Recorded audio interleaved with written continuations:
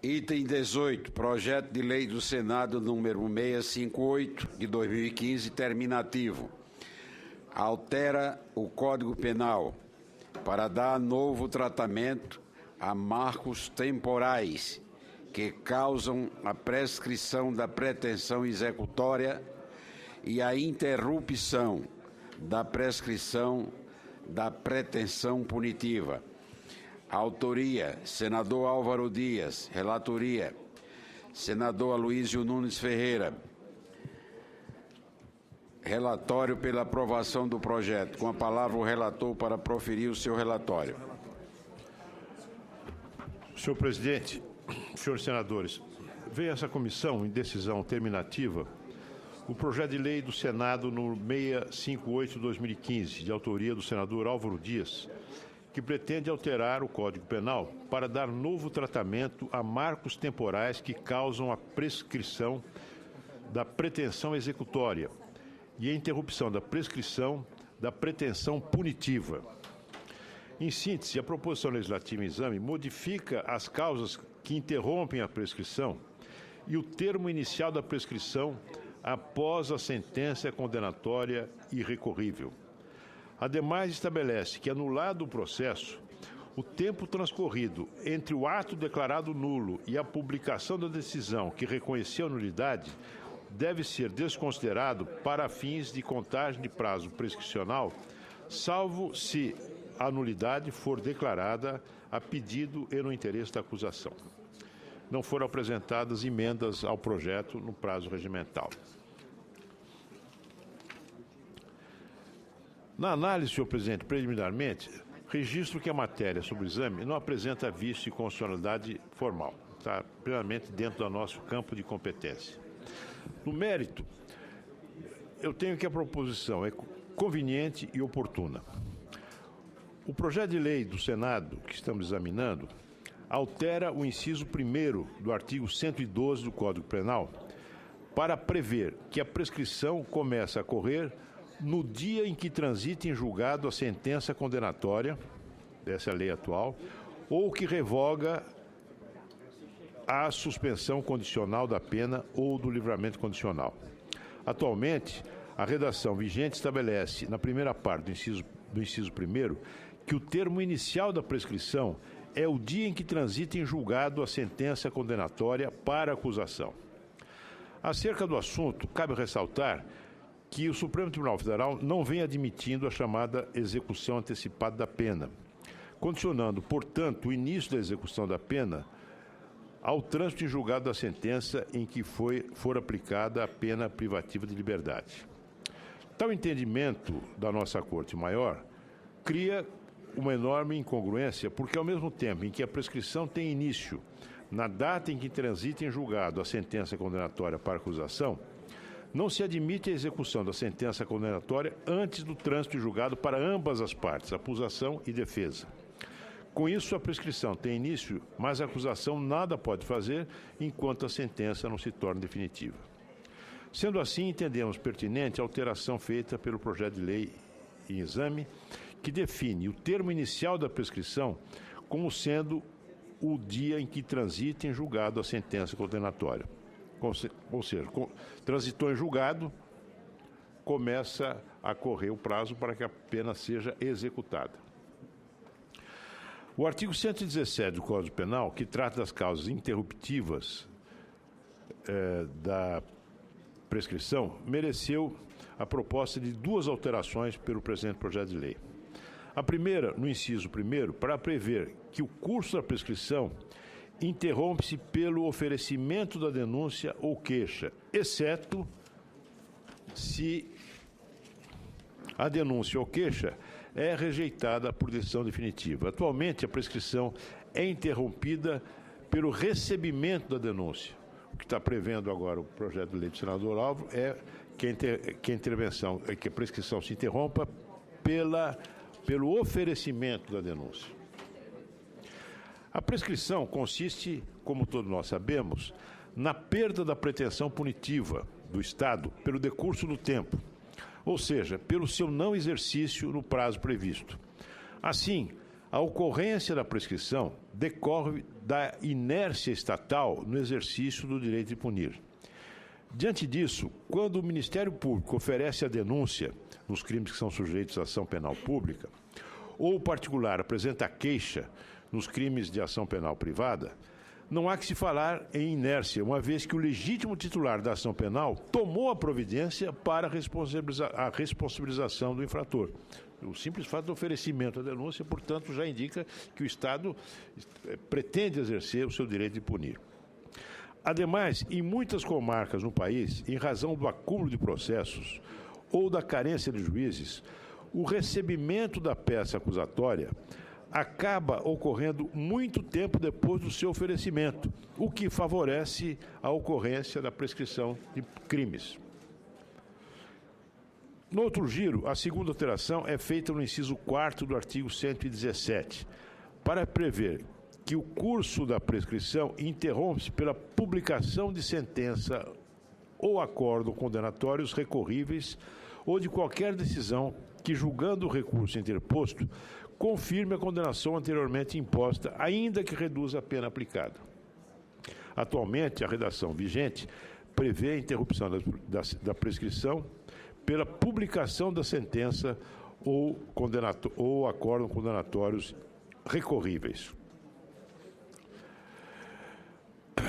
Entendemos que a inclusão pelo PLS da expressão ou de qualquer decisão que, julgando o recurso interposto, confirme a condenação anteriormente imposta, ainda que reduza a pena acertada, é acertada.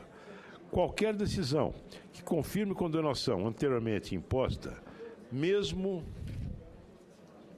que haja redução da pena, deve ter o condão de interromper a prescrição, independentemente do tipo de decisão proferida no recurso interposto.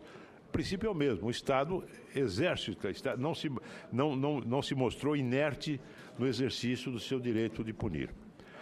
E o caso, por exemplo, de decisão confirmatória da pronúncia, prevista no inciso 3º do artigo 117 do Código Penal, que é causa de interrupção.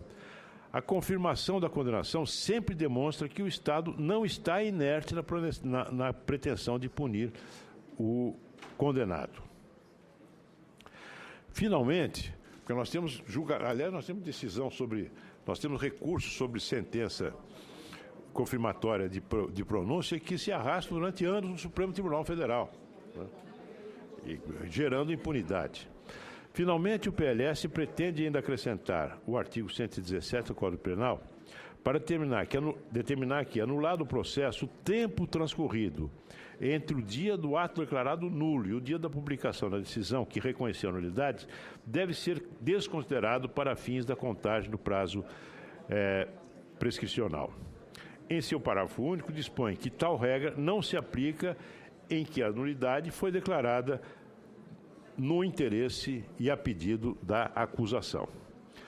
Tal modificação é relevante, uma vez que evita que a defesa retarde intencionalmente a alegação de nulidade absoluta que lhe seja favorável, com o objetivo de obter a prescrição do crime.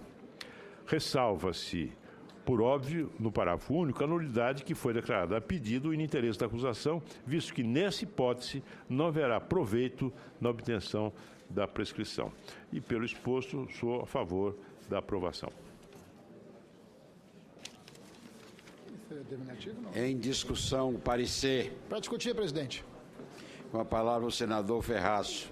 Evidentemente, trazendo o meu absoluto apoio a esta boa e tempestiva iniciativa do senador Álvaro Dias, que dialoga com um clamor popular na direção de incorporarmos e encontrarmos caminhos de um combate permanente e severo à impunidade em nosso país. E a demora com que a nossa justiça brasileira se materializa no dia a dia, ela transforma essa percepção de impunidade em injustiça, senhor presidente.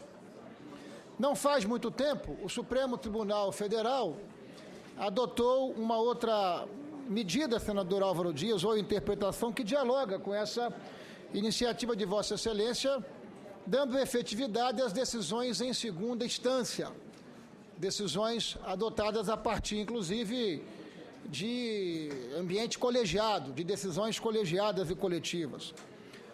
O senador Álvaro Dias altera um conjunto de artigos do Código Penal para que a prescrição passe a valer efetivamente a partir do trânsito em julgado. É um duro golpe na impunidade, senhor presidente, e nós queremos aqui ressaltar a iniciativa e a importância do senador Álvaro Dias com relação a essa medida, que dialoga com este conjunto de iniciativas que o Ministério Público do nosso país, essa importante instituição do Estado brasileiro, fez ao apresentar ao Congresso Brasileiro 10 medidas de combate pleno e permanente à corrupção. Portanto, estamos em linha com o clamor das ruas e cumprimento Vossa Excelência por ter feito a inversão de pauta, dando, de fato, prioridade a um tema que é importante para o dia a dia da sociedade brasileira.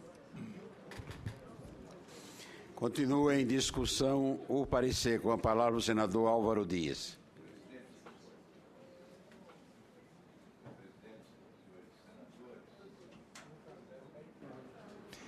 Eu, primeiramente, quero cumprimentar o senador Aloysio Nunes, que, inclusive, nos dispensa de fazer a justificativa técnica do projeto, já que no seu competente relatório ele o faz com muita eficácia, como conhecedor profundo desta questão. Para traduzir isso num linguajar simples e inteligível para aqueles que nos acompanham, o objetivo desse projeto é, como disse o senador Ricardo Ferraço, um golpe fatal na impunidade. O objetivo do projeto é impedir que expedientes protelatórios sejam adotados por advogados especialistas, estudiosos e talentosos em defesa dos réus que acabam alcançando a prescrição das suas penas exatamente em função desses expedientes protelatórios que são possibilitados pela legislação vigente, que faz com que a justiça seja lenta em demasia, provocando o inconformismo na sociedade brasileira. Esse é o momento adequado para o aprimoramento da legislação penal vigente no país. Na esteira da experiência que adquirem agora os investigadores, no trabalho competente da Operação Lava Jato, a experiência também dos julgadores, tendo em vista os fatos estarrecedores que estão sendo revelados nessa Operação Lava Jato, que diz respeito a um complexo e sofisticado esquema de corrupção idealizado no país. Esse é o momento adequado. A Operação Lava Jato cumprirá o seu papel.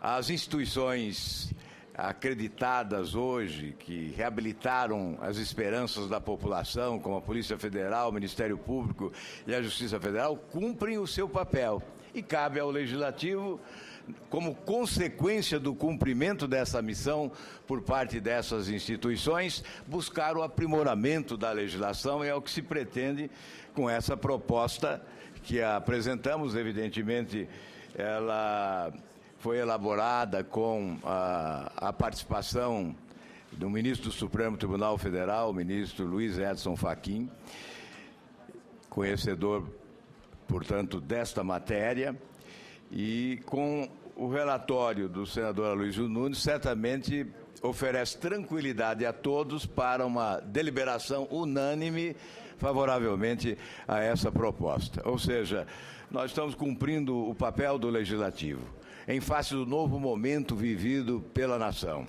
Quando se redescobre uma nova justiça e se exige uma nova legislação mais rigorosa, mais eficaz, o Congresso dá resposta apresentando uma proposta dessa natureza. Portanto, nosso agradecimento ao senador Aloysio pela eficiência do seu relatório, pela competência e certamente ao apoio de todos os nossos pares. Muito obrigado, senhor presidente, por ter atendido o apelo da inversão de pauta. Continua em discussão o parecer. Não havendo mais quem queira se manifestar, em votação. Aliás, é votação nominal. O painel...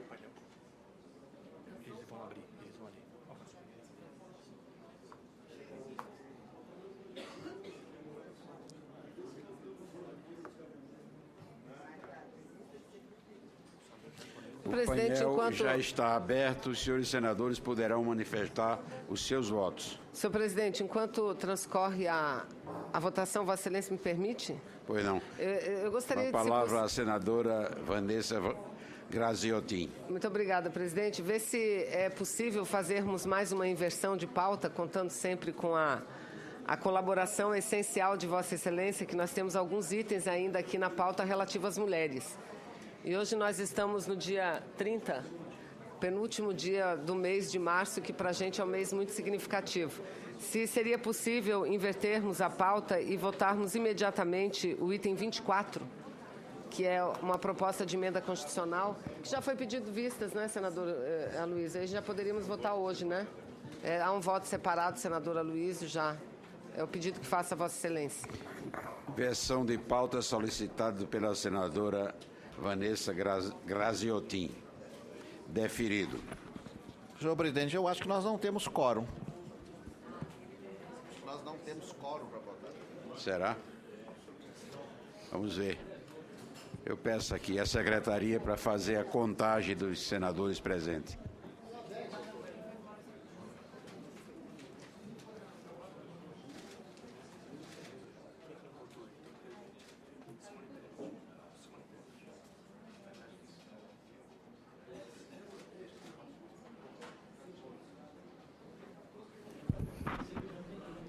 Presidente, em relação... Tem quantos? Pela ordem, senhor presidente.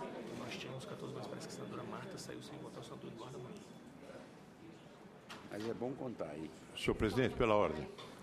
Aloysio. Pela ordem, senador Aloysio Nunes. Senhor presidente, em relação à matéria referida agora há pouco pela senadora Vanessa Graziotin, que é a proposta de emenda à Constituição número 38, que estabelece uma cota de mulheres para a ocupação de lugares nas mesas diretoras nas casas legislativas, eu tenho um voto em separado. Eu queria pedir a Vossa Excelência que determinasse a inclusão do voto em separado no processado.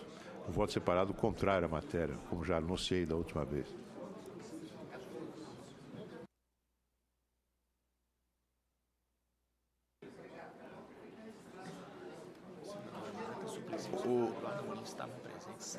O presidente conta como quórum, né? Então já deu o quórum.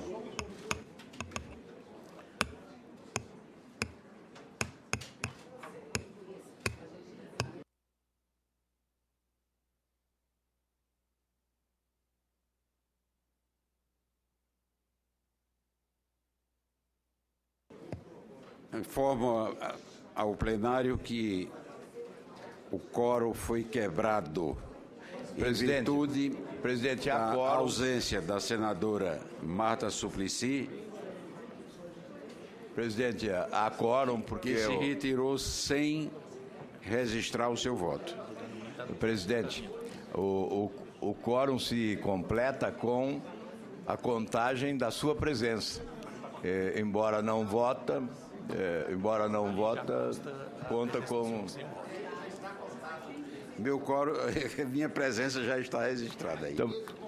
Então, presidente, eu solicito a Vossa Excelência que aguarde um pouco mais, porque nós teremos, certamente, já está chegando Marta ali. Está vindo aí. Pela ordem, senhor Está chegando presidente. a senadora.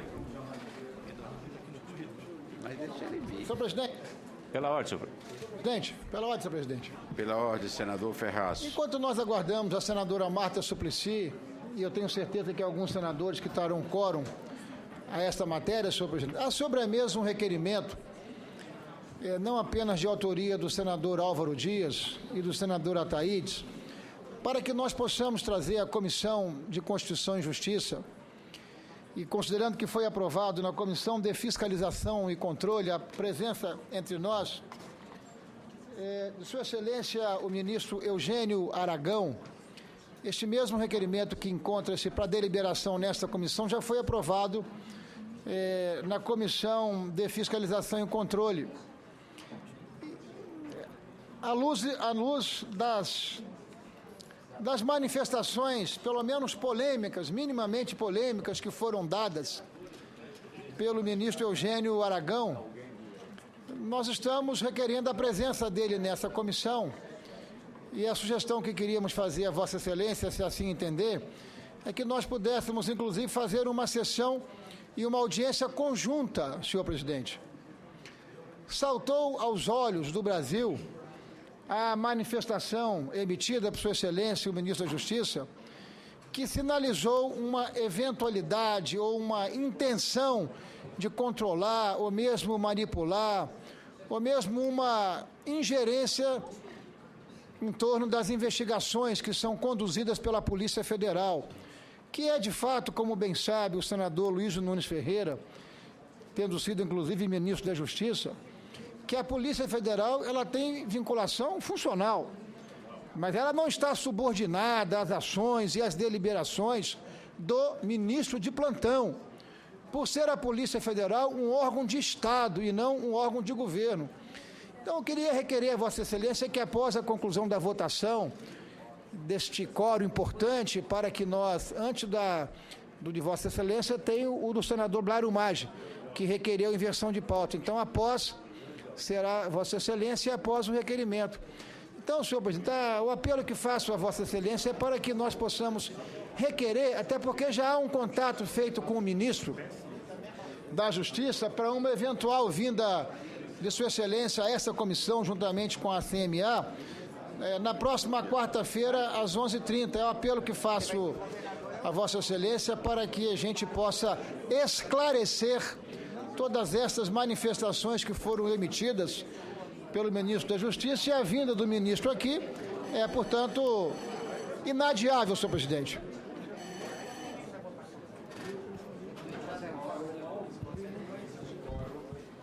Conforme registra o painel, já foi restabelecido.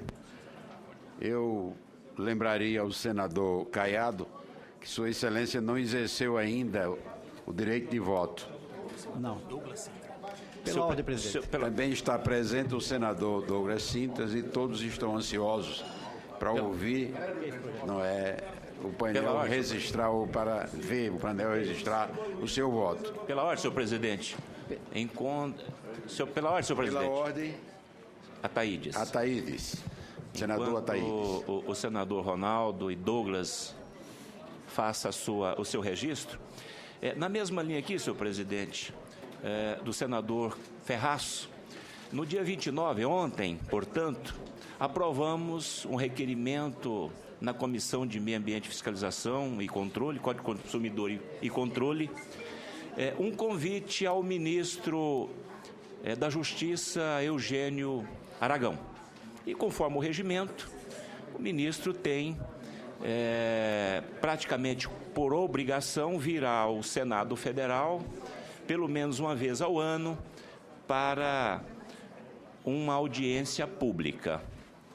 Eu também reivindico, se digna Vossa Excelência, que esta reunião, que esta audiência, melhor dizendo, que nós façamos ela em conjunto.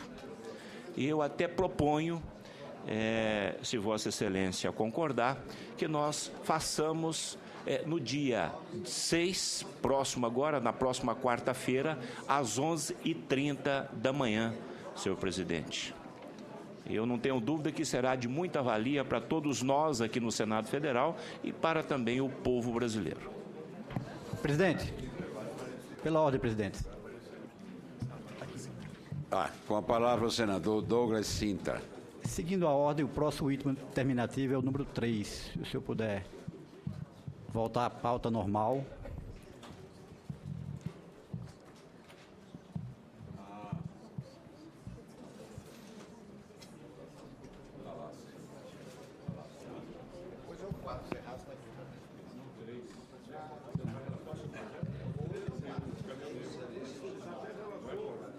Na inversão de pauta. Eu estou requerendo a inversão 3, para o item 3, que é o seguir na pauta normal. Solicitando a seguimento da pauta. Será atendido. Proclamar o resultado. Não, isso aqui terminou já? próprio Álvaro já concluiu também.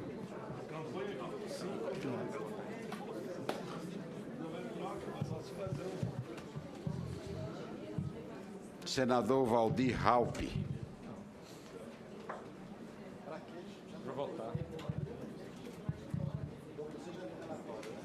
Já, só vou ler rapidinho uma... Você vai manter o relatório?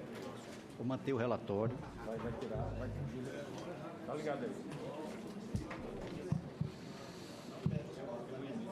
Parecer foi aprovado, tendo 14 votos sim, 1 não.